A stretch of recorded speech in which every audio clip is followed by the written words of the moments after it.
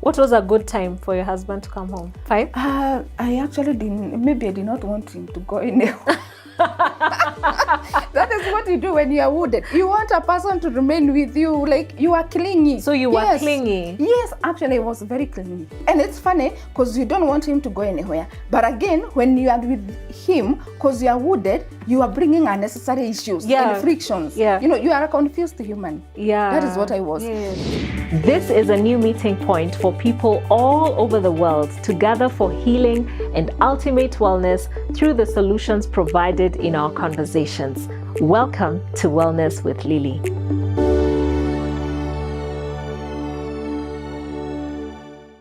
Welcome to Wellness with Lilly. The channel is Shared Moments with Justus, and please subscribe if you haven't already. I am Lilly, and the topic today is so interesting: how childhood trauma causes issues in marriage. I stumbled upon a woman who admits to having had toxic traits within her marriage, and it was causing difficulties in her marriage. Most of the people I meet it's easy to say that it's my spouse who has toxic traits. It's my ex who had toxic traits. And by the way, even that toxic trait, I'm using it. I've just been schooled about it. So let me quickly introduce the guest today before I fumble over my words again. Jeniffer Kiarie is her name. She's an amazing psychologist, counseling psychologist in Nairobi. And she is a mother of 3. She's a wife. She's been married for 14 years. I got so excited the day I heard you say that you actually had toxic traits. You were making your marriage difficult unknowingly. Was it unknowing, or did you know? What was that? Okay, thank you, Lily, for having me. Yes. Now, the thing is, even when you know that you're the one who is bringing about issues, you are never honest with yourself. No. And that is how so many people, things get so bad until they get to a point where they are irreversible, so to speak. Yeah. Because they couldn't face themselves and tell themselves, I am the one with the issues. But for me, I did. And when I did, things turned around. Wow. I'll just jump right into the story, and I want to know, most people, when you're in that wounded state, you tend to see others as the ones having a problem. Yes. What problems did you initially think your husband had? The thing is, when you are wounded, you are usually said you are hyper alert, hypersensitive, hyper-vigilant. So your antennae are like, yeah. So, and the way we usually say that you get what you are looking for. So being so hyper alert and hypersensitive, you see things even when they are not there. The first thing I know I used to do, and I actually quoted it somewhere the other day, I could not be corrected. You could not correct me. And actually, if I come across a person who does not accept corrections whatsoever, I'm like, you have a problem. You are wounded. You may not know it. So my husband would do things innocently, but for me, it's attacking me. Actually, that is how wounded people take it. You'll correct a person, but they make it subjective. It is about me. So like I remember, the other day I actually remembered one of the very earliest interactions with my husband that brought about issues that when I look back now, I realize it is because I had a problem. I used to do online writing, academic writing. That is how some people know it. Yeah. And when it's my husband who actually introduced me to it, and my writing was horrible to say the least. It's a shame, and I had gone to campus, but I guess I'm not alone. Yeah. Many people, organizing a paper, grammar, everything. Yeah, it's not the same as it's just not, writing for leisure purposes. Yes, or replying. Writing messages. Answers for questions in the exam room. So I would do papers, and then my husband would edit them because we can't send them to the client when they have issues. Yeah. Those whatever, the moments during which he would be editing, correcting, it was not. You sitting can't well take it. What do you mean? That I can't write well? And you can't accept correction. So my husband would do such things innocently. Another thing, and this is something that many men do anyway, when you get married, remember that every one of us, when you get married as a couple, everyone comes with an image of how a wife should be from their mother. you know, or from the interaction they saw with their parents. So that is how my husband came. So sometimes he would forget or not realize that he needs to to tell me something. And for me, I'm like, you want to become like my father was. You know, for instance, let us say he had gone to Nairobi, and then he did Nairobi town, and then he changes, he gets some other business, and he has to go through another, let us say, another side of Nairobi from where I knew he was going. Yes. And then he comes, and I'm like, so you went to that place and you did not tell me. Then my husband, I'm like, oh my God, I did not even figure. I thought I could just come and tell you. Yes. I went to this place, then this place. Yes. By the time he is explaining that, I'm already like, you are just being any other man like my father. Oh. Yeah, so he would do things innocently, but I would not take them lightly. And hopefully we are going to even cover more, because there were, when you are so wounded like I was, I'm telling you, there are so many instances of quarrels and disagreements that don't make any sense. What are from a person who is now healed. I hear you. Can you remember some instances, some specific incidences of things that you did that were excessive? Like you look back and you cringe. You're like, what was that? At the time I came to realize, I think I have a problem. I used to hit things. I used to, hit things against the floor. You know, when you're wounded, you usually feel like the other person is not understanding you. But it is actually you who is looking at things from a very distorted perspective. And so I would often get frustrated at my husband's inability to understand me. So I think we had a disagreement, and then I was really feeling he's not understanding me, and I hit the bottle. It broke apart, like everything. Oh. And I guess that is the time he had constantly been telling me over time, hi, I think you have a problem. I think you have a problem with the self-control. You have a problem with the anger.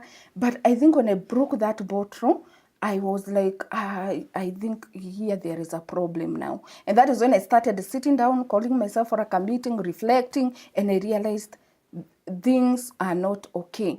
You know, there is you being told you have a problem, and there is you sitting and thinking, I think he's right. And it is not an easy thing to do, Lily. Let me tell you. It's not easy. Many people will die before they say, I am the one with a problem here. So at that time, something else was happening. I started getting haunted by the death of my father. Now, my father, let me tell you about him. My father struggled with alcoholism for 10 years. And that is how I got emotionally wounded, father woods. So you knew him before alcoholism? Yes, I knew him. And the reason why I honestly believe my father, you know, this helped me even forgive him, you know, come to a point of forgiving him. It's because my father was a role model in the village, by the way. He was a teacher. You know, teachers those days, he was reputed. A teacher. He was very responsible. He was always making sure his children are in school and all that. I saw him go down, the way we say downward spiral. Yes, I saw it happen. I saw him change. I saw him drink from morning. I saw things go so bad. I saw him become violent, aggressive, and so on and so forth. How old were you around that time? 1996, I was 8 years old. That is when now things started changing. And I will tell you, Lily, things got so bad. I usually tell people, I know what it means to sleep outside. To sleep outside in the shaba until I think 3 a.m. Because he came drunk, he threw all of us out, and because the moment the alcohol would go down in the blood, the concentration, he would change. So he would actually open for us and allow us to come into the house. The worst was, and this is actually what wounded me, I saw him abuse my mother. Not once, not twice. It is something that would happen on a daily basis. I saw it. And my mom, I don't know, I think it is the way she was brought up or something, but she would not defend herself like you would expect.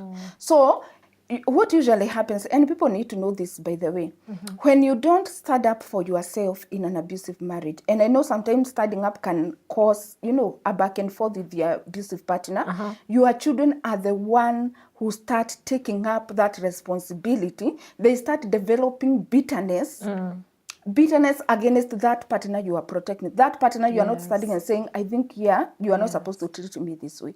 Your children are the one who are looking at you and they're like, oh, men are bad. I should, you know, they develop a lot of perspectives. Yes, and they grow up with a huge desire to revenge. You know, to revenge for, I saw what my mother, what was done to her. So I remember I would see my mother being abused, you know. Beaten. And yes, beaten many times than I can. Okay, of course, she would run away, or she would, you know, remove herself from wherever so that she doesn't get an injury. But it happened so many times I can't even count them. Like, it was the normal. Like, in our family, in our household, chaos were the normal. And you, the children, he would also beat you, throw things at you? No, he wouldn't. In fact, I don't remember. My father, I think he only beat me like 2 times, the ones I can't remember. He wouldn't. But I'm telling you, Lily, when you grow up in a war zone, because that was practically what it was, the emotional damage you sustain, they are huge. They are huge. So I remember this, Lily, and this is now what built up to what I was about to tell you about my turning point. I remember this day, and I was in the shamba farming. And so I'm holding my panga like this. And I remember I started telling myself, thoughts came to me, and I think I could have even verbalized it. And I was like, I'm going to work so hard in school. No man will ever take me what I've seen my mother taken through. And that, what I didn't know, that was a manifestation of trauma. When I now, with the understanding of childhood trauma that I know, that was a traumatized child that was talking that way. I will never. Let me tell you, Lily, I usually say, I performed well in school because I remember in our year 2005, the KCSE, I was the first one in the school in a class of 81 students. But I did not perform because I really wanted to perform per se. I was, it was my way of, revenge and running away from, you know, those men who torture women. You know, because I had looked at my mother and I was like, the reason why she doesn't escape, she is not able to get out of here, it's because she's jobless and she was not educated so much. So for me, working hard at school, it was my escape. And I ended up performing and going to campus. So anyway, at that point when I started realizing I have a problem, I was also being constantly haunted by the death of my father. What do you mean by haunted? Would you get nightmares, or how would it manifest? I would be like this, and I'm like, something is telling me, no, my father shouldn't have died. You know, he shouldn't have gotten to where he gotten, to, you know, to a point, but I don't know whether I indicated it here, but he drowned in a river while drunk. Oh, that's how he died. Yeah. So I used to tell myself, after 10 years of struggling with alcoholism, and by the time he died, he had gone for rehab, but he had relapsed. He had lapsed or relapsed. Relapsed. Yes, a bit. It was not so much like before, but still, he tried to cross a river while drunk and he was swept off.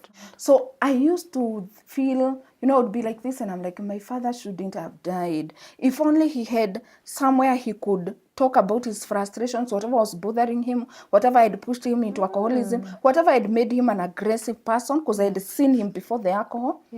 I was feeling like, no, I need to do something. I can prevent, even if just one death.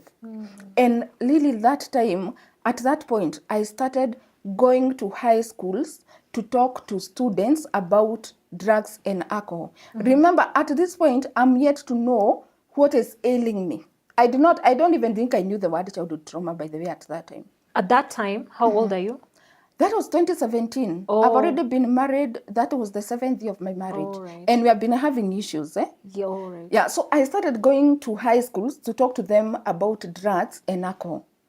And then at some point, I would approach the principal and request them, would you allow me to talk to students about drugs and alcohol? Because I thought that was the biggest problem we are dealing with at that time.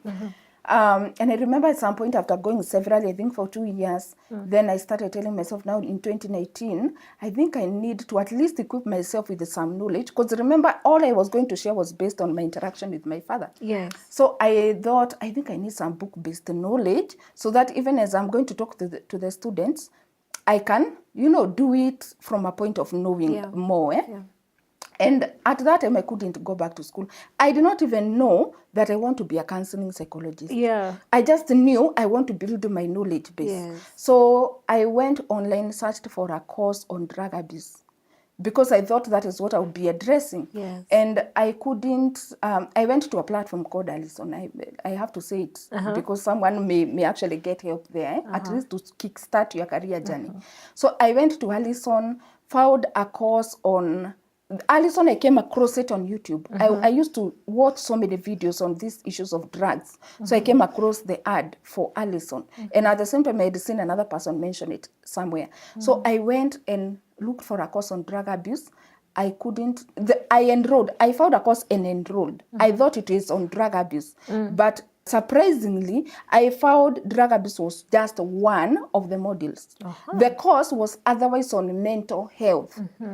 I actually thought of enrolling. I won't lie to you. I was like, I don't want to do this. Oh, really? Yeah, I was looking for drug. It was not connecting that there's a mental health issue anywhere. At that time, I did not know that mental health, poor mental health is actually what underlies drug abuse. So I was like, I wanted to enroll, to just click and, whatever. But then it's like a voice was telling me, drug abuse is built on, it has roots. And the roots, one of the roots, poor mental health. So I was like, let me just do this. Let me tell you, Lily, the moment I finished that course, because I could have finished it, I think, in a week only. It wasn't so long. I started connecting the dots. Hiya, I was doing this because I was this.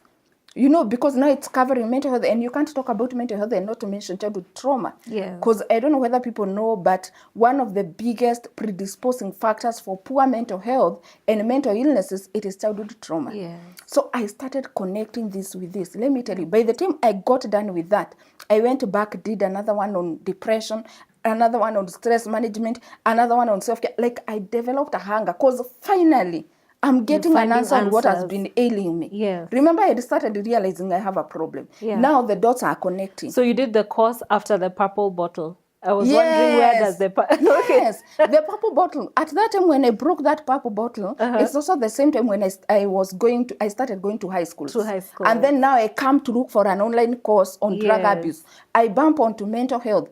I start connecting the dots. By the time I was done with those 4 courses, I was like, this is what I want to be talking about. And I'll tell you, Lily, when I started my page, my Facebook page, when I started it, I was talking about, at some point I was really talking about drug abuse when I was starting it. But I gradually changed. And it's because if we address poor mental health, woundedness, emotional wounds, and all that, even drug abuse won't start. Drug abuse is a fruit. That's true. Addiction is a fruit. That's true. You have to go to the roots. I want to know what that moment was like when you finally came to that acceptance that you had given your husband trouble. How did you handle it? Did you tell him? Honestly, I did not tell him outrightly. Let me tell you, it is not easy to admit.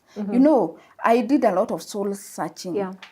But I guess what he was observing from where he sat is that I would spend a lot of time on my laptop. And what am I doing? I'm trying to understand my problem through the many videos I was telling you that I had started consuming. Yeah.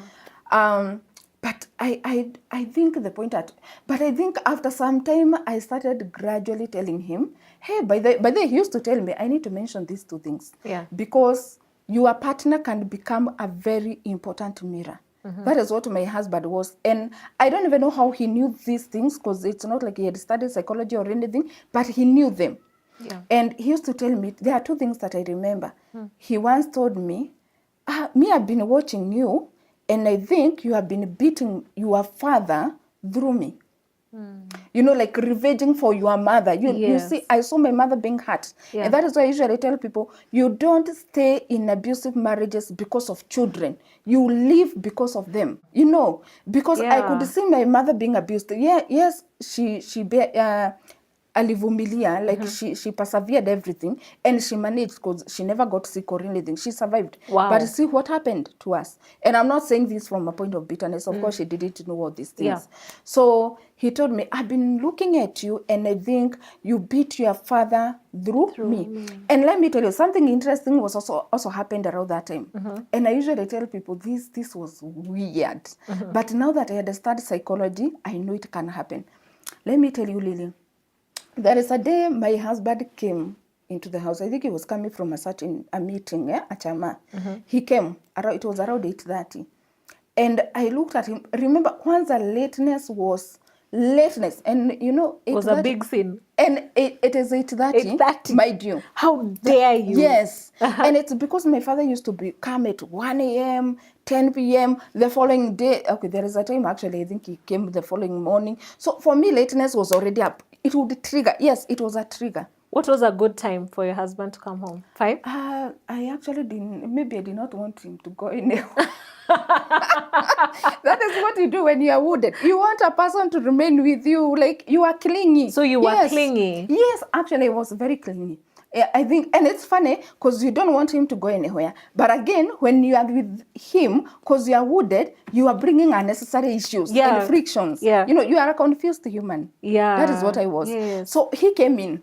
And I'm telling you, I looked at him, you know, he stepped in, and I guess he stood at the door because he doesn't know what to expect anymore. You know, remember, you're usually very unstable when you're wounded. So would you also be very affectionate sometimes and kind and gentle? Yes, you see, this is what used to happen. You see, like I've told you, lateness used to be a trigger and a strong one. So what I would do, we would have parted in a very good mood.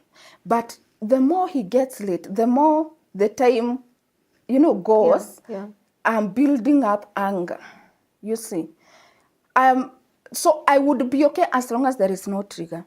And you see, the trigger is not even anything. 8:30. You know, yeah. So he came in, and I looked at him, and for a weird reason, I don't know what happened, but me, it's like I saw my father. Me, I don't know what happened. Really? It's like his face, and I think that was also the moment, it was around that moment of awakening. Because I looked at him, and me, and my father and my husband are not anywhere near. They don't look alike each other. They don't look alike.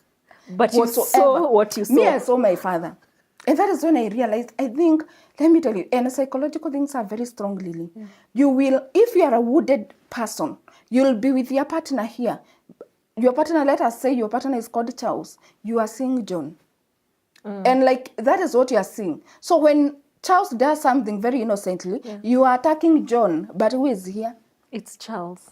That is what usually happens. So I saw my father. I don't know what happened. It's like my husband's face was off, and then I saw my father. Yeah. And that really opened my eyes. And all those things were building onto each other, connecting the dots. At that time, I developed a lot of hunger to understand these things. And yeah. And that's where, so then you enrolled into psychology. And yes. So at around that time, psychologists from Chiromo Hospital Group, Chiromo Hospital Group is a mental health hospital, they came to educate us about mental health in our church. And when my vicar knew they were coming, she wrote me a message, and I so thank God for him and for her, and I've told her so many times. Yeah. She told me, wale madaktari wa Chiromo wanakuja, says the moment, and asked them, she called them doctors. You know, people call psychologists doctors. Oh, yeah. Yes. Wale madaktari wa Chiromo, they are coming, says the moment, and ask them how you can go about, you know, your mental health, whatever, how you can advance and all that. Yes. So they came. Lily, let me tell you. So they were teaching us. They were teaching us, George and Victoria. Maybe they may ever watch this. George and Victoria. Actually, George is my friend. So I remember I watched them teaching us about stress management. And I was like, that is exactly where I belong. Like this is what I should be doing. Remember, I had done like a course on stress management online. Yes. And then now I was relating, I was feeling this is where I belong. So after they were done, I approached Victoria and I asked her, I have a passion on mental health. How do you think I can start? Can you listen? What did you do in campus? I told her I did biochemistry. And she told me, Amref International University, they are introducing a course called Mental Health Practice. an advanced diploma in mental health practice, you may want to approach them and know what it is about. Go to their website. I went. Lily, I went and I checked and I realized to my disappointment that I did not qualify as per the criteria put there. And I did not know what to do. The easiest thing would have to give up. But I remember telling myself, what is the worst that can happen? Just rejecting, right? I decided to apply. 2 hours later, I got the acceptance letter. Wow. So I went, started my studies in Amref International University, but there was a challenge. It was an advanced diploma, so it was way above me. It was not foundational in per se, for a person who is just starting and coming from a totally different field. And I remember there are some lecturers who had actually raised an issue, and they were like, we don't think she will make it, given the rest. We were studying with people who had done Bachelor, I don't know, of Arts in Psychology or something. So those lecturers raised an issue. The course coordinator called me to her office, and we had an interview.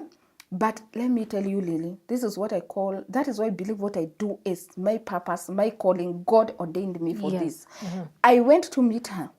10 minutes into talking, she told me, Jennifer, stop right there. I believe you can do it. Wow. Go for it. She told me, I'm going to give you all that you need to go through. Yes. The foundational content and everything that you need. And I believe you'll do it. Let me tell you, Lillian, we were four students with distinction. I was one of them. Wow. I got all A's, just one B. Wow. And it is because I had a burning desire to understand these things. Yes. Yeah. Let me ask you something. Someone said something funny, that when people are having marriage problems, instead of going for therapy, they go and do psychology courses. Do you think that a therapy, like going for therapy sessions, would have quenched the thirst you were feeling? Maybe they could have, and I actually did therapy sessions because it is one of the requirements. It's compulsory, yeah. Yes, but here's the thing. I believe I went through that, Lily, for other people. So I could have gone that and it could have fixed whatever I had, but I feel my story is supposed to help others, inspire others. Yes. I couldn't have done it without studying myself. Sometimes I sympathize with people who are wounded, having gone through it myself. Because let me tell you, you were hurt or you saw a person close to you being hurt. Remember, I saw my father change from a man who was very responsible, taking care of his family very well, no issues. By the way, can I shock you? My father was an introvert, looking back. So I saw him transform. And I saw... because I saw him, change from that very good man to this other, you are constantly of fear that my husband is a good man. I have to say this. He's a very good man.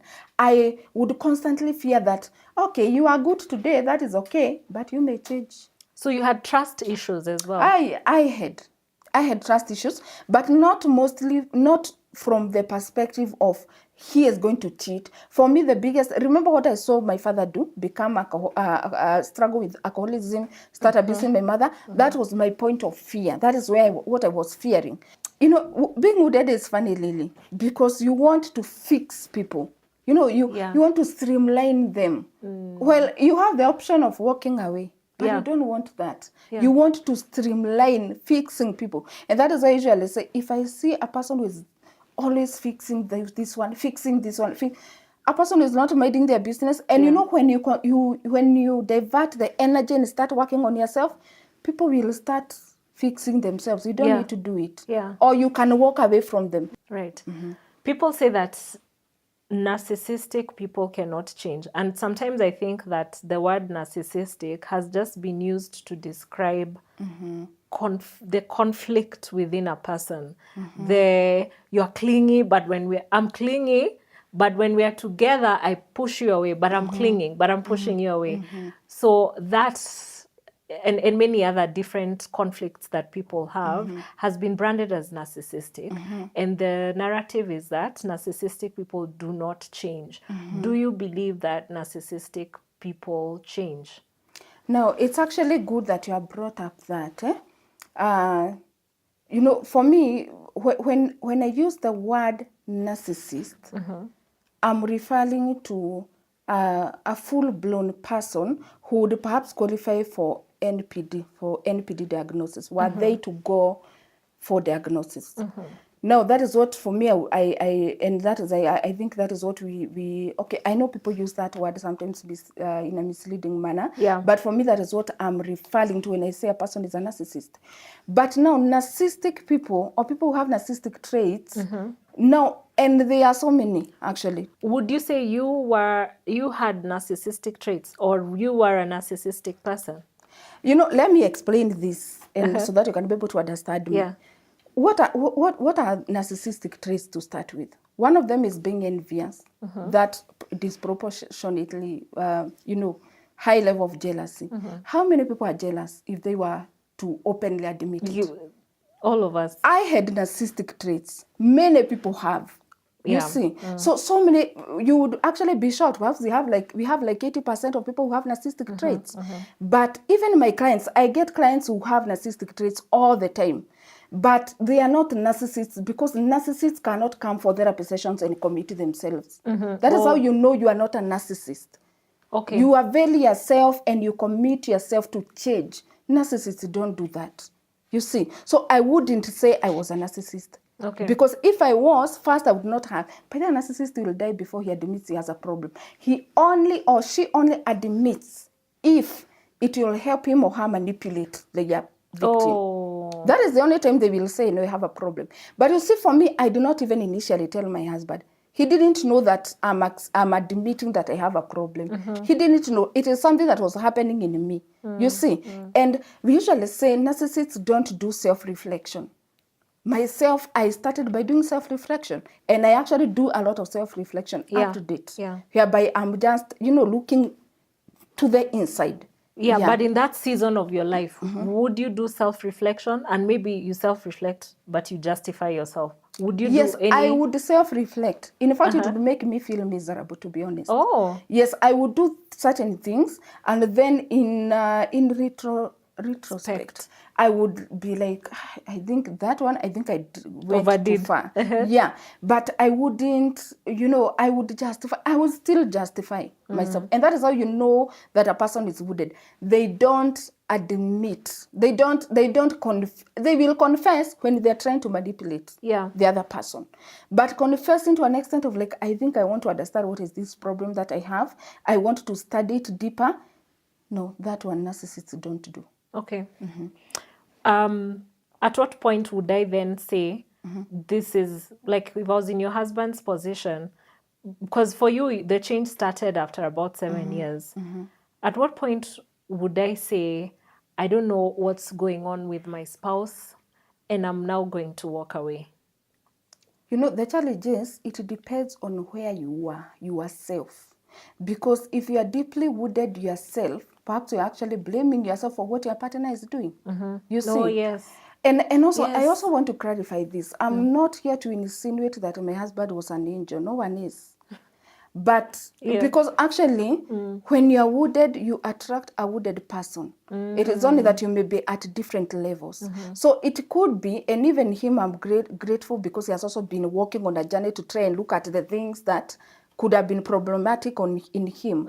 So from the perspective of he was also wounded in a way, because if you are wounded, you attract a wounded person. That is what happens. He could, plus I wasn't violent, like outrightly violent.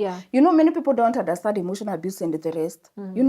Out here, they know if someone is not being violent, if they're not beating you, you're like, maybe I also have a problem, I'm contributing, let me try to fix it. So that is what was happening. And that is why I guess for him, he couldn't move away because and then I think he had a lot of compassion. Maybe he would look at me and realize, okay, I'm doing all these things, but then I later like regret what I didn't know that. Okay. There are these spouses who, when they are behind closed doors, someone is very mean, but when they go to social circles, family gatherings, workplace functions, the spouse is very kind and nice. And maybe usually it's a successful spouse that brings a lot of honor to them. but you don't know how to live because you don't know what you will tell people. How have you encountered such people in your practice? All the time. All the time. To an extent, Lily, you know, we usually say genuine things don't need constant proving. You know, real things don't need constant showing off and all that. So actually for me, if I see that you're always acting perfect out here as a couple, I'm like, I have a problem believing it. Yeah, because something real does not need constant justifying. What do you mean acting perfect? Okay, I'm not saying all of them, but for me, I know there are so many couples who are doing very well, and you'll never see them doing public display pictures, of affection. Social media. You will never see them. Yet, remember, Lily, for me, I've been privileged, and I thank God. I started by practicing in Kiabu County Referral Hospital, and the psychology clinic was very busy. And also out here, I've encountered so many people. Also, remember, I have a Facebook page where I get so many inboxes. I'm telling you, I have met people, and they confess to me, and they tell me, Jennifer, we were the role model in church. We would be the brides, what are they called? Best couple. We actually, I think we were the best couple, I don't know in how many weddings. But guess what was happening inside, behind the closed doors? Violence, war zone. We would go to church in matching outfits. But for me, if I see so much public display of affection, I just You're hope, skeptical. Yeah, I'm not outrightly skeptical, but I just hope what you are showing us is what there is. Because what I have had, the things I've come across. I get you. Me niko tu hapa. Okay, give them advice. Give me advice if I'm that person who is in a perfect looking marriage and I'm just unable to live because it's bringing me honor. We live in our own home, like what you had mentioned. You know, just conveniences of life that I don't want to let go of. A certain Buddha guy told me something some time back, and I agree. And he told me, if you don't want your wife to ever leave you, build her a home. You know, that the thought of me leaving our mansion and going. So what is happening is that we have, this is so sad because, you know, again, I deal with clients and I hear these things all the time. That there are people who have these big houses, not all of them, but you find that people have big, beautiful houses, but the tears that are happening in there, and it is because someone cannot bring themselves to walk out. But here's the thing, Lily, and this saddens me. We are losing so many.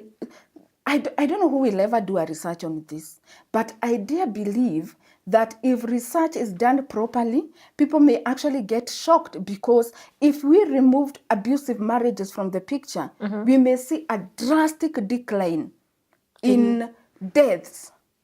Why? Yes. Why? Because abusive marriages, they are for me, from the experience I have, and I've had with so many people, they could be the single most biggest factor causing. You people think it's the economy. You may actually be shocked. And especially emotional abuse. I worked in Kiabu County Referral, like I told you. And that is where, by the way, you follow me on my Facebook page, Lily, you know. The reason why I'm so passionate about talking about emotional abuse, narcissistic abuse, it is because I saw how those forms of abuse kill. They kill. They are a killer. How do they kill? They kill. You know, this is what happens. And actually, it's good that we are talking about this. You see that situation you said, someone is wondering, how do I leave this beautifully looking home? People look up to us and all that. It brings a state of conflict in your mind. Yes. See, I know you already know about the flight or fight response. But sometimes neither flight, neither fight is ideal.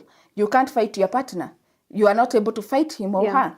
You are not able to run away. So you are torn and you are pulled from both sides. What happens is that it's like you enter into a freeze response. You know, physically it happens. Like if I opened the door and I saw a lion, I can't run away, because where am I running away to? Let us say that it is the door to a one-roomed house. I can't run away. Can I fight a lion? No. What do? I freeze. You see? Psychologically, that happens as well. So, and when you freeze, when you're in that state of conflict, you develop a mental disorder called conversion disorder. Conversion disorder. Conversion disorder, and not convulsion. People know you see the baby convulsed. You say the baby convulsed and all that. This is conversion disorder, and let me tell you, Lynn, conversion disorder is so common. Many people don't know they have it. This is what happens when you have conversion disorder. You're in that state of conflict. You don't know whether to run away or to stay. Your body is like, me, I'm done with this stress. So it converts that stress into physical symptoms. When it converts, you start getting constant headache that is not going anywhere. You'll take the medication, it won't go. You'll go to hospital, you're given the strongest, it stops for a moment, then back. You will get constant headaches. You will get muscle weakness. You'll get hearing difficulties. I've met people with hearing. Yes. Visual difficulties. Visual? Yes. And the people who are wearing glasses and they don't know the problem is actually the toxic relationships they are in. Visual difficulties, indigestion or digestion problems, loss of sleep, loss of appetite, chest pain that does not go away. You will go to hospital, you will get all the scans, and the doctor will tell you, I can't see anything, nothing is wrong here. It is stress. And I've come across people who have gone through that. They have been having chest pains for even 2 years. They have taken all the medication. The moment we address the conflicts that they're having in their mind, because they don't know whether to stay or to come out, the chest pain goes. Back pain, tactile hallucinations, those ones you feel like they're things that are moving on your skin. Yeah. All that, symptoms of conversion disorder. If I saw the way it kills, and I know people, it's only that I will not, I can't reveal here, but I know people personally, they died, and people said, hey, it is blood pressure, it is what, but me, I know stress killed them. So this is what I usually say, especially when you get to a point where you start getting these strange illnesses and infections and all that. It is time to leave, because you will die, you will leave your children suffering, and then that person that you are saying, I will not leave, because what will people say? They are going to remarry or get married again, and their life will continue. That house that you don't want to leave, you'll be buried there, and you leave it, and someone else is going to stay there, or even whatever will happen after that. So I know so many people are in this situation, or they're in this status conflict, this mental conflict, but I usually say nothing is worth losing your life. Nothing. And some people will not die. But what will happen is they lose themselves. You have you ever met a person and then you're like, gosh, who is this? It's like I can't identify him or her anymore. So as we close the show, I would like you to just encourage people to go for therapy. Why go for therapy? What to expect when they go for therapy? Because sometimes I feel like we come to therapists wanting you to fix my husband. Don't even fix me. Me, I'm fine. Fix my husband. So when I come for therapy, what am I expecting, and also where they can find you? Okay. So when you go for therapy, and I believe this is what happens with all therapists, professionals, they are supposed to take your history, your entire history. Actually, my lecturers who trained me, they showed us how to start from even before a person is born. And you are supposed to ask them, could you have had your parents say, like, they had these issues when they were pregnant with you? So a therapist, a professional therapist will take entire history of your life up to where you are. And I'm telling you, if I take your history, I'm able to know the issues that you have. Yes, you came because your husband or your wife did this and this and that, but I'm also able to tell you, Appa, there is a problem. And also, so again, what to expect in therapy, the therapist is going to go back in time and determine what could have happened in your life that could have shaped you into who you are. Because there is the chief complaint, what brought me here, like for me, I usually ask my clients, what made you feel the need to come and see a therapist? There is the chief complaint, what brought them. But then I go back in time and determine what are the things that unfolded. And often what we usually find is that, yes, your husband is abusing you, your wife is abusing you and all that, but you also have, and so many people are wounded. It's because of the kind of families that we were raised. Our parents were wounded and all that. And for me, like for instance, it made it easier to forgive my husband, my father, because I knew he was a deeply wounded soul. Actually, the name Jeniffer Kiarie. Kiarie is my father. I proudly bear his name because I believe it wasn't his will and desire to be so. So, you know, we go, for me, I don't just settle on what you tell me. Yeah. I will also check, what are these things? Because let me tell you, Lily, for you to be abused that much, things do not just change overnight. You know, there are certain things that lay the ground for that. And you may actually find that there are certain things you tolerated that you shouldn't have tolerated. Yes. And they built up all the way to the abuse that you are now reporting. Yes. And why did you tolerate all that? You find that for so many people, it is because woundedness was keeping them from knowing what they deserve or how they should be treated. Because remember, Lily, we lay the standards of how we want to be treated. So many people, we bring, you know, in my native we usually say, unajegewa na miti yenye ulileta. So if you brought miti yenye inaonyesha you cannot tolerate abuse, that is what the person builds with. Yes. So, and why do many people tolerate that's abuse? Powerful.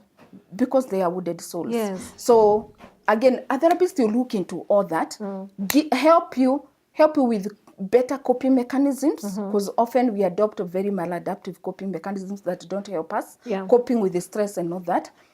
But I have to emphasize this, actually. There are 4 factors that determine the success of therapy. It is important we mention them very briefly. Yeah. So there is the enthusiasm and willingness of the client to change. Yes. That is very important. Yeah. So if you come and you think that the therapist will do everything. Fix my husband. No, it won't work. Number 2, the living conditions where you are living. Because if you are still staying with the same person who is abusing you and all that, you may not be able to overcome whatever. Then number 3, there is of course, the effectiveness of the therapist. And then there is the therapeutic relationship that you build with your therapist. So you see, there are all those factors. Yeah. And I will tell you, Lily, what determines whether a person will heal, it is not how wounded they are. You can be severely wounded. But if you are committed to the process, and this is something I've seen in my clients, you will be fine. You will get okay, you will heal. As to where they can find me, I offer online therapy sessions and coaching sessions, and the reason why I do it online is because it helps me access even people who are outside Kenya. So you only need to contact me via my phone number, which is 0723 285 010, and they can also follow me on Facebook, Heal and Thrive with Jeniffer Kiarie. All right. That was amazing. Thank you so much for being so candid, sharing your story with us. What stood out for me is also when you said that you are not here to say that your husband is a saint. So no one is a saint. No one is. Yeah. So looking at yourself and seeing flaws on yourself does not mean that you should now go to hell, go straight to hell. Yes. Yeah. You can heal. I like your process of healing. You are very engaged in your own process of healing, which is you can't heal if you don't put in the work, isn't it? Yes. And healing is a journey, Lily. Yeah. I'm still on the journey. And most people actually, yes. You're not healed? No, completely. There is actually nothing like being, I know we use that term that I'm healed, but there is hardly anything like I'm healed. So many people, you die before they exhaust the traumas they collected along the way.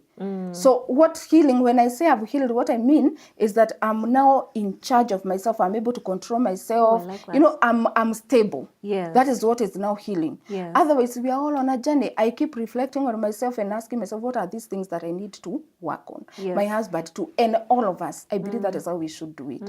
Yeah. Thank you so much. And if we heal at a family level, the society will heal. And we shall all have a better place to live in. That is true. Thank you so much, and all the best in your practice. May people heal. That's why we are here, so that everyone can heal. So make sure you subscribe to this channel if you haven't already, and tell your friends about this show. This is a healing center. Thank you for watching. Bye.